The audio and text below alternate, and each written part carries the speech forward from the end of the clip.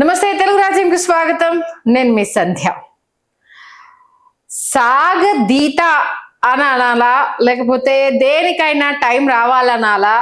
ఆ టైం వచ్చిన తర్వాత నిజంగా ఒక్కొక్క పర్సనల్ లైఫ్ రచ్చకెక్కితే ఎలా ఉంటుందనేది చాలా రకాల జీవితాలని మనం చూస్తున్నాం.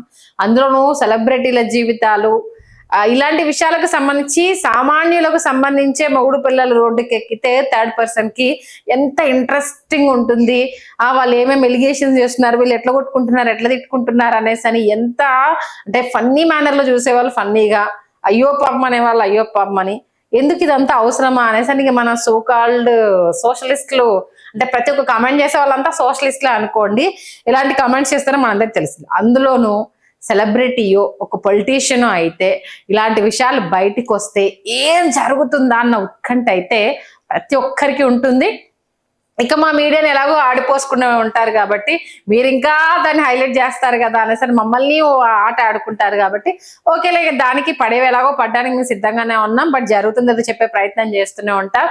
అది అంటే ఆల్రెడీ చెప్పాం కదా, ఇలాంటి కేసెస్ అన్ని కేవలము అంటే పిల్లికి చిలగాట వేలకకి ప్రాణ సంకటము అన్నట్టుగా ఉంటది. సీరియస్ గా ప్రతిదీ కూడా అంటే వాళ్ళ బాధ వాళ్ళకి, చూసే వాళ్ళకి ఎంటర్టైన్మెంట్, దీని నుంచి నేర్చుకునే వాళ్ళు నేర్చుకునేది కామన్ గానే జరుగుతాయి కదా అనుకునే వాళ్ళు అనుకుంటారు. ఇక విషయానికి వస్తే రాజ్ తరుణ్ని విచారణకు రావాలి అంటూ నార్సింగ్ పోలీసులు నోటీసులు ఇచ్చిన విషయం తెలిసిందే.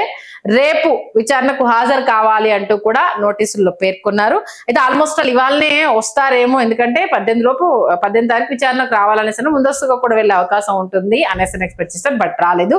రేపు విచారణకు వస్తారా రారా, రాకపోతే ఎలాంటి కారణాలు చెప్పే అవకాశం ఉంది. ఎందుకంటే ప్రస్తుతం లావణ్య 8 ఎలిగేషన్ వేసింది కాబట్టి దానికి సంబంధించి అయితే ఖచ్చితంగా రాజ్ తరుణ్ అయితే వివరణ ఇవ్వాల్సిందే. ఈ నేపథ్యంలో కొన్ని లీగల్ పాయింట్స్ ని అంటే ఒక్కొక్క లాయరు ఒక్కొక్క దగ్గర చెప్పిన పాయింట్స్, గతంలో జరిగిన కొన్ని ఇష్యూస్ ని లివింగ్ రిలేషన్ లో ఉన్నప్పుడు చేసే ఎలిగేషన్ కి సంబంధించి అయితే కోర్టు కొట్టిపాడేస్తుంది అన్న విషయాన్ని చాలా మంది ఫ్యామిలీ సీనియర్ అడ్వకేట్స్ చెప్పడం జరిగింది. ఈ నేపథ్యంలో ఆమె వేసిన ఎలిగేషన్స్ అయితే ఆల్మోస్ట్ ఆల్ అంటే నన్ను మోసం చేశాడని కావచ్చు, వాడుకొని వదిలేశాడనేది, తర్వాత అబోర్షన్స్ చేయించేశాడు, నన్ను హింసించాడు, ఇలా పలు రకాల అలిగేషన్స్ అంటే ఆరోపణలు రాజ్ తరుణ్ మీద అంటూ లావణ్య చేసింది. మాల్వి మల్హోత్రా వచ్చిన తర్వాతే మా ఇద్దరి మధ్య దూరం పెరిగింది, ఇలాంటి అనేక రకాలు చెప్పిన కోర్టు ఒక ఎవిడెన్స్ మాత్రమే చూస్తుంది. ఆ ఎవిడెన్స్ పూర్వాపరాలు, దాంతో పాటు పెళ్ళయింది అన్న విషయానికి సంబంధించి ఇందాక ఒక మహిళా అడ్వకేట్ ని సంప్రదిస్తే ఆవిడ చెప్పింది ఏంటంటే, ఒకటమ్మా పెళ్లి చేసుకున్న దానికి రిజిస్ట్రేషన్ అనేది ఉందా, వీళ్ళు మరి రిజిస్టర్ ఆఫీస్ లో చేసుకున్నారా, ఇన్ కేస్ అంటే టెంపుల్లో చేసుకున్నామని చెప్తున్నారు, మరి టెంపుల్లో ఆ దేవాదాయ శాఖ తరపు నుండి వీళ్ళు పలానా రోజు పలానా టైంలో పెళ్లి చేసుకున్నారు, ఇది మా ఆధ్వర్యంలో జరిగింది అంటూ ఎండోమెంట్ డిపార్ట్మెంట్ నుంచి అన్న మ్యారేజ్ సర్టిఫికేట్ తెచ్చుకున్నారా, దండలు మార్చుకున్నంత మాత్రాన పెళ్ళయింది అనేసి అంటే కోర్టు దాన్ని అయితే పరిగణలోనికి తీసుకోదు. కోర్టుకు మీ నోటి మాటల కన్నా సాక్ష్యాలు మాత్రమే ఇక్కడ ఇంపార్టెంట్ అనేసి. అలాగే నన్ను బీర్ బాటిల్స్ తో కొట్టాడు, హింసించాడు, చాలా రకాల చిత్రహింసలకు గురి చేశాడు అని అంటే ఎప్పుడైనా ఇప్పుడు జరిగిందా అన్న ఒక కోణాన్ని పరిశీలిస్తారు. ఇప్పుడు జరిగిన దానికి ఎవిడెన్సెస్ తో పాటు గతంలో జరుపుకుంటూ వచ్చినవి యాడ్ ఆన్ అవుతాయి తప్పితే గతంలో ఎప్పుడో జరిగితే నువ్వు ఇప్పుడు కోర్టు మీదకి రావడం, ఇప్పుడు కేసులు పెట్టడం ఏంటి? ఎందుకంటే వాళ్ళిద్దరు కలిసి లేక ఆల్మోస్ట్ ఆల్ 3 years మాక్సిమం అయితే అవుతుంది అన్న విషయాన్ని లావణ్య చెప్తుంది, రాజ్ తరుణ్ చెప్తుంది. మేమిద్దరం విడివిడిగానే ఉంటున్నాము, దీని సంబంధించి చాలా రకాలుగా డిస్కషన్ నడుస్తుంది అనేసి. మరి నీ మీద అంత హింస జరిగితే అప్పుడు నువ్వు కేసు పెట్టకుండా ఇప్పుడు కేసు పెడితే ఇది ఎలా చెల్లుబాటు అవుతుంది అనుకుంటున్నావు అనేసి ఇంకొక పాయింట్ రేస్ చేస్తారు అనేసి ఆవిడ చెప్పింది. దీంతో పాటుగా అంటే నన్ను వాడుకొని వదిలేశాడు అని అంటే లివింగ్ రిలేషన్ అంటే అదే కదా, ఇద్దరు ఒకరికొకరు అంగీకారంతో కలిసి ప్రయాణం చేయాలి అని అనుకున్నప్పుడు ఏం జరిగినా అది మీ ఇద్దరికి చెల్లుబాటు అవుతుంది తప్పితే మీరు పోలీస్ మెట్లు ఎక్కినా కోర్టు మెట్లు ఎక్కినా ఎలాంటి ఇది ఉండదు. ఇన్ కేసు ఒక బిడ్డను కని ఉండుంటే, తన ద్వారా ఒక బిడ్డను కలిగి ఉంటే అప్పుడు నువ్వు చేసిన ఆరోపణలకు ఏంటంటే ఊతం దొరికినట్టుగా ఉండేది. కాబట్టి ఇలాంటివి ఏవి చేసినా కోర్టు వీటిని కొట్టి పారేస్తుంది. అంటే మరి దిలీప్ శంకర ఈ అమ్మాయికి న్యాయం జరుగుతుంది, ఈ అమ్మాయి దగ్గర సాలిడ్ ఎవిడెన్స్ ఉన్నాయి, చాలా రకాల ప్రూఫ్స్ ఉన్నాయి అనేసి చెప్తున్నారంటే ఆవిడ చెప్పిన ఒకటే ఒక మాట ఏంటంటే, ఏమ్మా నా క్లయింట్ తప్పు చేసినా నేనైనా అదే చెప్తాను, మనం పాయింట్లు తీద్దాము, రచ్చ చేద్దాము, అసలు ఎట్లా నీ మీద ఎలిగేషన్స్ వేస్తాడు మనం చూసుకుందాం అనేసనే ఎవరి లాయర్ వాళ్ళ తరపు నుంచి అదే చెప్తారు. ఇది ప్రతి ఒక్కరు తెలుసుకోవాల్సిన విషయము. తప్పు చేసిన వాళ్ళని కాపాడతారు లాయరు, ఉప్పు చేసిన వాళ్ళని కాపాడతారు. వాళ్ళ క్లయింట్ ని కాపాడుకోవాలి అనుకున్నప్పుడు ఖచ్చితంగా అదే కదా చెప్పేది. బట్ కోర్టు దగ్గరికి వెళ్ళినప్పుడు నువ్వు ఎన్ని సెక్షన్లు తీస్తున్నా జడ్జి అడిగే వాటికి సమాధానము, మీరు ఎలిగేషన్ చేస్తున్న వాటికి ఏమేం ప్రూఫ్స్ ఉన్నాయి, ఆయన ఏమేమి అడుగుతాడు అనేది యాజ్ అడ్వకేట్ గా మాకు తెలుసు. కాబట్టి ఇలాంటి ఎలిగేషన్స్ అన్ని అయితే కొట్టుకెళ్ళిపోతాయి. అయితే ఇక్కడ ఏవి ప్రూవ్ అవుతాయనంటే, లావణ్య చేసిన ఒక ఎలిగేషన్, మాల్వి మల్హోత్రా ఆయన సోదరుడు తన పైన బెదిరింపులకు దిగారు, నన్ను బెదిరించారు అన్న ఒక అంశానికి సంబంధించి తన దగ్గర ఒకవేళ సాలిడ్ ఎవిడెన్స్ ఉంటే దానికి సంబంధించి ఏదైనా ఇష్యూ రైజ్ అవ్వచ్చు అనేది. దాంతో పాటు అబోర్షన్స్ చేశారు అని అంటే, ఒక అబోర్షన్ చేశారు ఓకే, అప్పుడు నువ్వేం అబ్జెక్షన్ చెప్పలే. రెండో అబోర్షన్ చేసినప్పుడు నువ్వు ఎందుకు అబ్జెక్షన్ చెప్పలేదు? అప్పుడు నువ్వు అంగీకరించి ఇప్పుడు నాకు అబోర్షన్ చేయించేశాడు, ఇప్పుడు నాకు ఇది ఇబ్బంది అయ్యింది అని అంటే నువ్వు అప్పుడే తిరస్కరించి ఉంటే, నువ్వు అప్పుడే అంటే ఇది కోర్టులో కామన్ గా జరిగే ఆర్గ్యుమెంట్స్ గురించి, అంటే ఇది ఒకరి అభిప్రాయం కాదు, ఒక సీనియర్ అడ్వకేట్ చెప్పిన విషయాల్ని మీ ముందు ఉంచే ప్రయత్నం చేస్తున్నాం. అంటే కోర్టులో మనం ఎంత ఎమోషనల్ గా ఉన్నా జడ్జి ఆయనకి ఇవన్నీతో సంబంధం లేదు. యాజ్ ఎ లీగల్ ప్రొసీజర్ ప్రకారము ఏమేం క్వశ్చన్స్ ఉంటాయి ఏంటి అనేది మాత్రమే అక్కడ అడుగుతారు తప్పితే నువ్వు ఏడుస్తున్నావనో నువ్వు ఇంకేదో చేస్తున్నావనో అన్న దాన్ని జడ్జి పరిగణలోనికి తీసుకోరు. నీ దగ్గర ఏం ఎవిడెన్స్ ఉన్నాయి, అప్పుడు కేసు పెట్టకుండా ఇప్పుడు ఎందుకు పెడుతున్నావు, ఇంత నష్టం జరుగుతుందని నీకు అప్పుడు తెలియదా, అప్పుడు అంగీకరించి ఇప్పుడు పెట్టేదాన్ని ఎలా పరిగణలోనికి తీసుకుంటారు? ఇలాంటి టైప్ ఆఫ్ ఆర్గ్యుమెంట్సే ఉంటాయి తప్పితే ఏదో మాయ జరుగుతుంది, ఇంకేదో జరగబోతుంది అన్న ఊహాగానాలను అయితే మైండ్ లో నుంచి తీసేయండి. వాళ్ళు లేపిన కొన్ని అంశాలకు సంబంధించి మ్యారేజ్ ఫొటోస్ చూపించినంత మాత్రాన పెళ్ళైపోదు.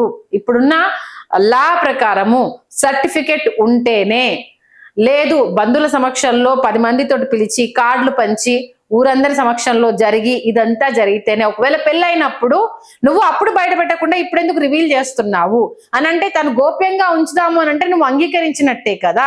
అప్పుడు అంగీకరించి అంటే టర్మ్స్ అండ్ కండిషన్స్ ఉంటే బాగుంటావు, చెడిపోతే బయటకు వస్తావా, ఇలాంటి క్వశ్చన్స్ అన్నీ ఉంటాయి.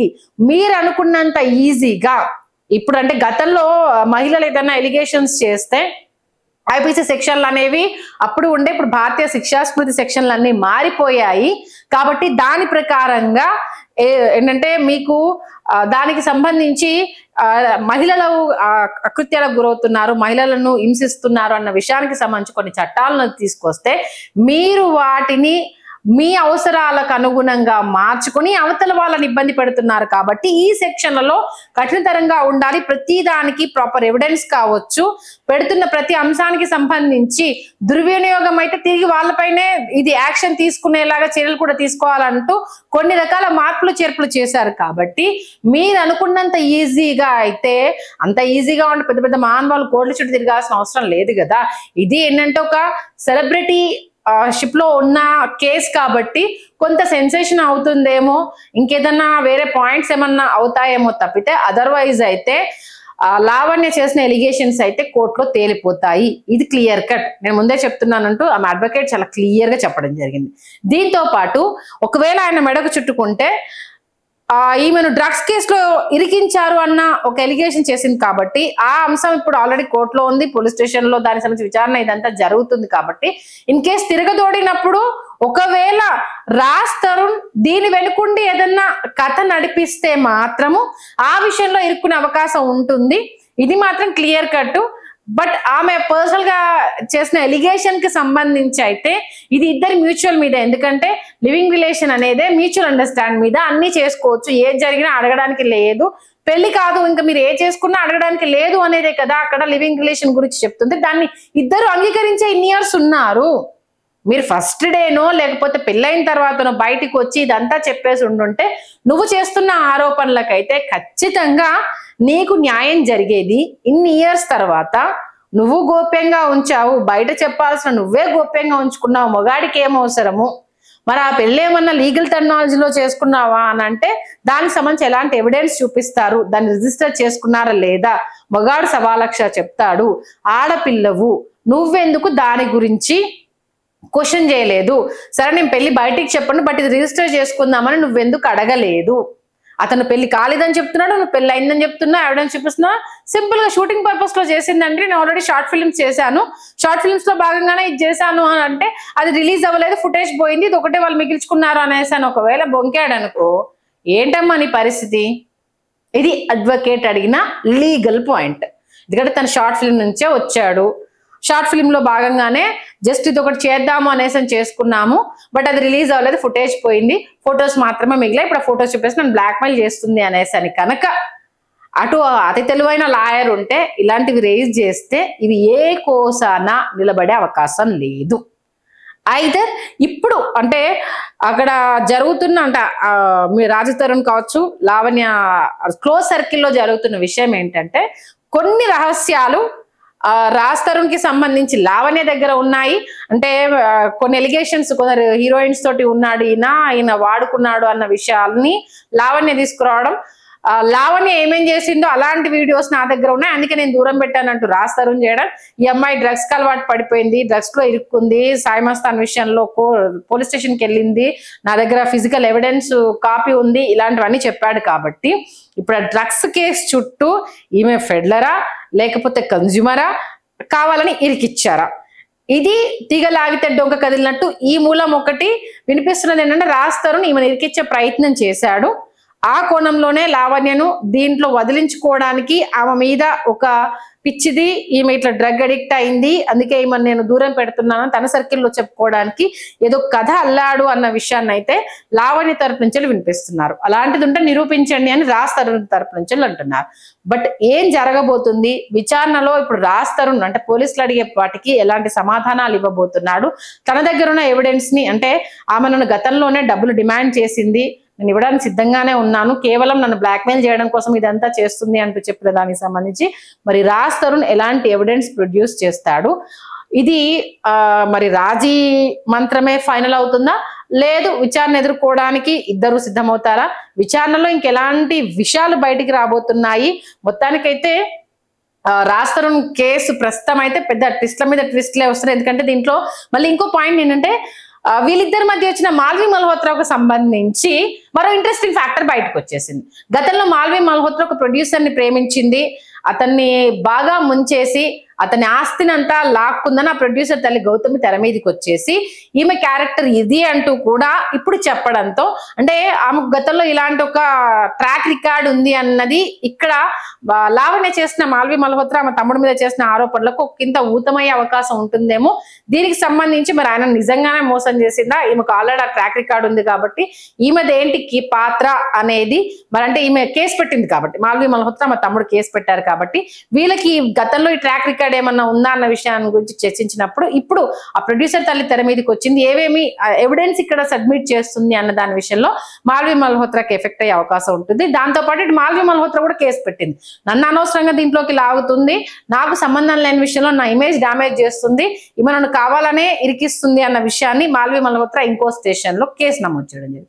మొత్తానికి దిలీప్ శంకర్ ఆ కేసు టేకప్ చేసిన తర్వాత మీడియా అటెన్షన్ ఏ రేంజ్ లో గ్రాప్ చేశాడు అంటే రాజ్ తరుణ్ ఎక్కడ బయటికి రాలేదు, బట్ లావణ్య అన్ని రకాల మాధ్యమాలని రాజ్ తరుణ్ ఏం చేశాడన్న విషయాన్ని దిలీప్ శంకర్ ఎంటర్ అయిన తర్వాత అయితే కొంత ఎలివేషన్ అనేది, అంటే అప్పటివరకు ఎవిడెన్స్ లేవు అన్న దాని దగ్గర నుంచి 700 ఎవిడెన్స్, ఫోటో ఎవిడెన్స్లు, వీడియో కాపీలు, చాట్లు మొత్తం అంతా తీసుకెళ్లి ముందర పెట్టామని చెప్పడము, బీర్ బాటిళ్లతో కొట్టారు, ఎంత హింసించారు, ఆ పాపని ఎంత ఇబ్బంది పెట్టారు, ఇలా అనేక విషయాలు చెప్పడం జరిగింది. బట్ ఈ ఎవిడెన్సెస్ కోర్టులో ఎంతవరకు నిలబడబోతున్నాయి, మరి ఎవరిది తప్పు ఎవరిది ఒప్పు తెలబో ఎలా ఉండబోతుందనే దాంతో పాటు రేపు రాజ్ తరుణ్ విచారణకు వస్తాడా, వస్తే విచారణలో ఏ ఎవిడెన్స్ సబ్మిట్ చేస్తాడు? ఎందుకంటే ఇప్పటివరకు ఒకే ప్రెస్ మీట్ పెట్టాడు, ప్రెస్ మీట్ తర్వాత సినిమా ప్రమోషన్ కి సంబంధించి దీనికి రిలేటెడ్ ఒక వీడియోని రిలీజ్ చేశాడు. మళ్ళీ ఇప్పటి వరకు ఆయన కొన్ని అంటే ఆయన మీద ఉన్న ఇంకో ఎలిగేషన్ ఏంటంటే కావాలనే లావణ్యను మాట్లాడించి, అంటే ఆమె డ్రింక్ చేసిన సిచ్యువేషన్ లో రెచ్చగొట్టి మాట్లాడించి ఆ ఆడియోలను తనే పలు ఛానళ్లకు ఇచ్చాడు, ఇది ప్లే చేయండి, ఆమె మనస్తత్వం ఇది, ఆమె తాగితే ఎట్లా ఉంటుంది, ఆమెకేం అలవాటు లేదని చెప్తుంది కదా, ఇది ఆమెదని ఆమెను డ్యామేజ్ చేసే ప్రయత్నం చేశాడు. ఈ నేపథ్యంలో ఆమె సూసైడ్ అటెంప్ట్ దాకా వెళ్ళడము, మళ్ళీ అదొక రచ్చ అవ్వడము, ఆయన లాయరు అలర్ట్ అయిపోయి పోలీసులకు ఇన్ఫర్మేషన్ ఇవ్వడము, లావణ్యను కౌన్సిలింగ్ చేయడము, ఆ తర్వాత మీడియా మీట్ పెట్టడము, ఏమేం జరిగిందనేది చెప్పడము, మొత్తానికైతే ప్రస్తుతం హై ప్రొఫైల్ కేసుగా అయితే రాజ్ తరుణ్ కేసు అయితే అయ్యింది. రేపు విచారణకు వచ్చిన తర్వాత మరొకసారి అయితే ఇదొక సెన్సేషన్ అయితే అయ్యే అవకాశం ఉంటుంది. ఈ నేపథ్యంలో దీంట్లో ఎవరి రహస్యాలు బయటపడబోతున్నాయి, ఎవరితో ఎవరికి లింక్ ఉంది, ఎవరి ఫోటోలు ఏ పరిస్థితిలో బయటికి రాబోతున్నాయి అన్నది మాత్రము పెద్ద పెద్ద డిస్కషన్ కే దారితీసే అవకాశం ఉంది. మరొకసారి టాలీవుడ్ ఇండస్ట్రీకి సంబంధించి ఉన్న లింకులు ఏమన్నా బయటపడతాయా, లేకపోతే ఇది ఇంకో కేసుకు ఇంకో రచ్చకు దారితీసే అవకాశం ఉందా అనేది మాత్రం చూడాల్సిందే. Please do subscribe to Telugu Rajyam channel. Please do subscribe to Telugu Rajyam channel. Please do subscribe to Telugu Rajyam channel. Hi అండి, నేను మీ ఆర్పీని, నెల్లూరు పెద్దారెడ్డి చేపల పులుసు ఓనర్ని. మీరు తెలుగు రాజ్యం అనే ఈ యూట్యూబ్ ఛానల్ సబ్స్క్రైబ్ చేసుకుని మంచి మంచి వీడియోలతో వస్తారు. Thank you so much. Hi people, I'm Sonakshi Verma and you please watch Telugu Rajyam and please subscribe to the channel.